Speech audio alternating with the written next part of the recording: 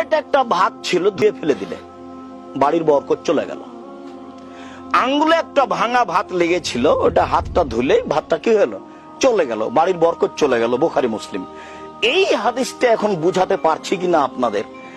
আঙ্গুল চেটে খেতে হবে, প্লেটটা চেটে খেতে হবে। যদি আপনার হাতটা ধুয়ে ফেলেন আর যদি ভাত চলে যায় তাতে, প্লেটটা যদি পানি ঢেলে দেন তাতে যদি ভাত চলে যায়, তাহলে বাড়ির বরকত কি হলো, চলে গেল।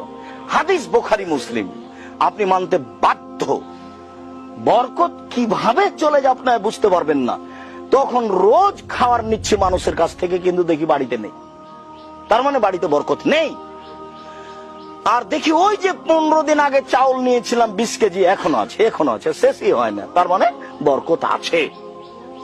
আয়েশা রাদিয়াল্লাহু তাআলা আনহা বলেন যে আল্লাহর নবী মারা গেলেন তখন অর্ধ সা সোয়া কেজি আটা ছিল বাড়িতে, সোয়া কেজি।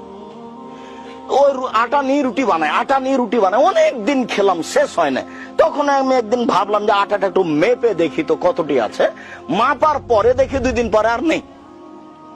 চলন্ত জিনিসটা মাপবেন না।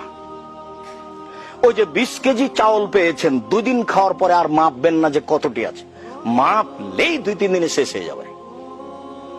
আর নিয়ে এসে রেখে দিয়েছেন একটা বস্তাতে, রোজ বিসমিল্লাহ করে উঠাবেন, রান্না